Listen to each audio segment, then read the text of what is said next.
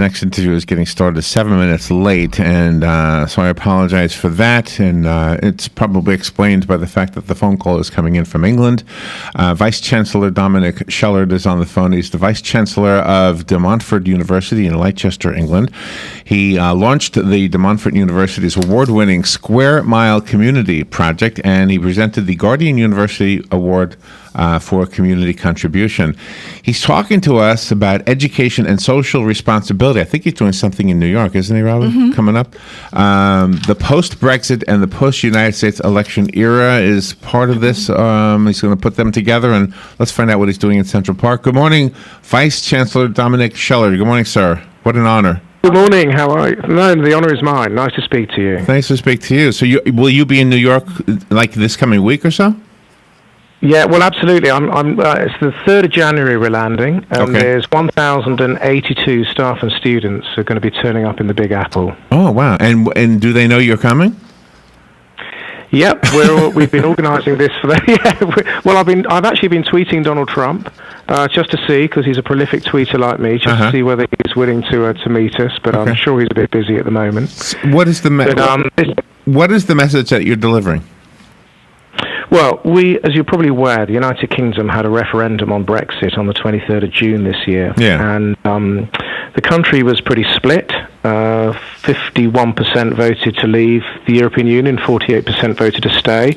And the vast majority of young people under 30, voted to stay.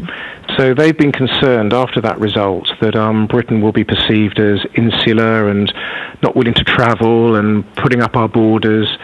So we have a scheme called DME Global where we encourage our students to travel overseas, and we consulted our students, we have 22,000 of them, about where in the world they'd like to go to send out a message about open borders and transparency and a desire to understand about different cultures. And the number one place they wanted to go to was the US. Oh, yeah. So we thought we'd take about 100, and we've actually going to take 1,000, which we think is probably the biggest overseas trip in one go that any UK university has ever undertaken. Well, I won't bore you by telling you where to get the best slice of pizza, but let me tell you, it's in New York somewhere. There's someplace in New York.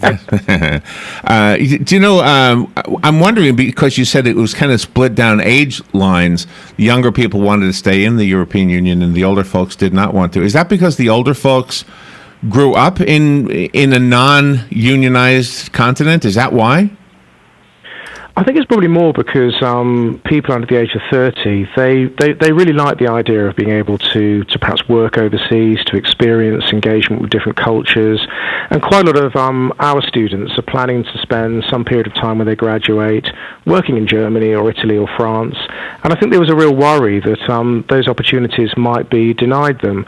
And everything that's happened since the 23rd of June has only added to, I think, their anxiety. It's a bit of an unedifying experience in the UK at the moment, where we've got a Supreme Court case going on to see whether the government's actually entitled to trigger the negotiations to leave the European Union. And of course, obviously, we've witnessed what's been happening in the States with the presidential election, where the campaign was equally kind of divisive in a sense. I think that young people feel that while they might feel a bit sort of impotent in the context of party politics, they actually want to, our students certainly want to demonstrate that, it's by sort of global engagement that we're going to sort of, take strides forward and perhaps heal some of the divisions in both of our societies. Is there any justification to being afraid that travel might be limited by exiting the European Union? Yeah, I mean, it depends on which side of the divide you are, whether you're a Remainer or a Leaver. But certainly, if you're a member of the European Union, you have certain residency rights. And I think that's the concern that a lot of people have, that you'll lose those residency rights and it'll be more difficult to reside and get a job in the European Union if you're not part of it. But I think there's another aspect to our trip as well. We want to... one of the things our Prime Minister said recently was that if you're a citizen of the world, you're a citizen of nowhere. And I think that a lot of people feel that that's probably not quite the right attitude to have. Yeah. Because, I mean, if you look at an amazing country like the United States, it's based on immigrants coming to the country. It's a spirit, it is the beacon of innovation and entrepreneurialism. And we thought there's no better place to take our students who are going to come to New York, and they're going to focus on 18 different academic strands. So it's going to be an amazing trip for them. In October, I was in New York. I was at a hotel, and I was having breakfast, and it's very crowded in this little place. And so right next to me, 5 inches from me, were two ladies from London. And they were talking to me about Brexit, and I had to admit, I know what it is. I know the factual elements, but I don't know the emotional part of this. So I asked them, is it the equivalent to all of a sudden, if I couldn't travel to Georgia or to Texas or to New York as freely as I can now, is that the same thing? And they thought it was. And so I think, and they were not that young. They were probably in their 50s, I would think. Yeah. If you're a British citizen at the moment and you fly from London to Paris, when you land at Paris Airport, Charles de Gaulle, there's a special track that you can take to go through if you're a member of the European Union.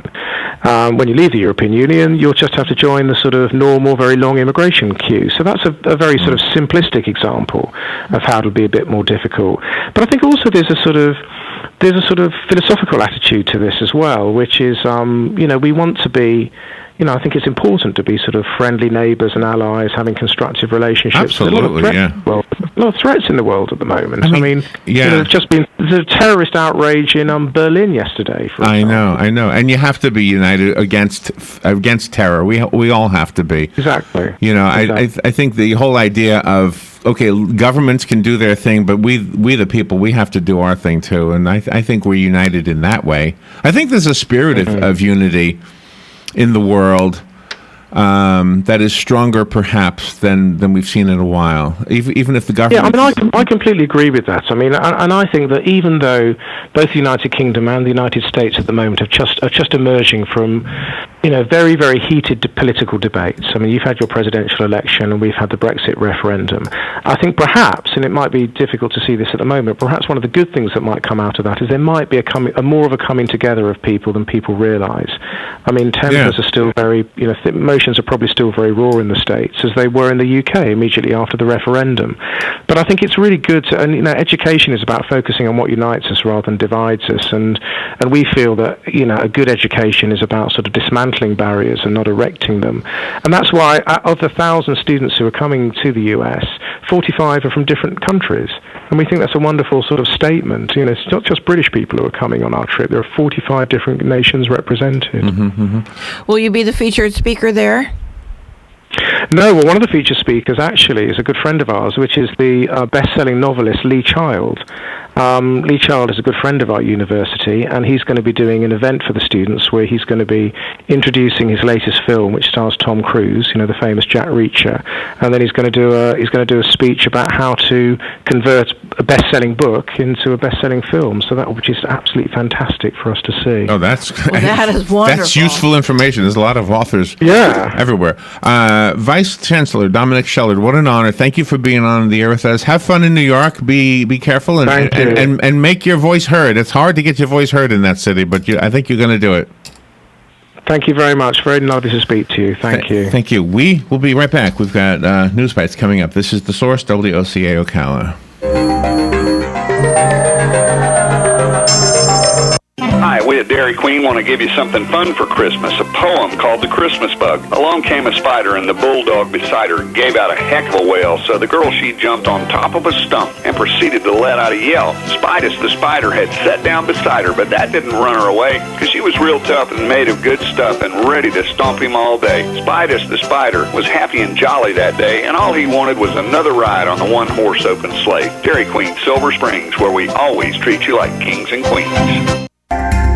Hi, this is JP from Penn Flooring here in Ocala. I would like to invite you to come in and visit our spacious showroom where we have solutions for every style and budget. From wall-to-wall carpet to hardwood floors and tiles, we have an unsurpassed selection of flooring. At Penn Flooring, we've provided quality customer service with a family touch for over 25 years. Visit our website at pennflooring.com or come by our showroom, 1201 Southwest 17th Street, just over the bridge. Penn Flooring, quality customer service with a family touch. Are you ready to discover a new class in assisted living? Then come and visit Canterfield of Ocala, 9589 Southwest Highway 200 in Ocala. Canterfield offers a neighborhood concept with different wings that offer higher levels of care based upon need. This brand new facility is the answer for today's senior.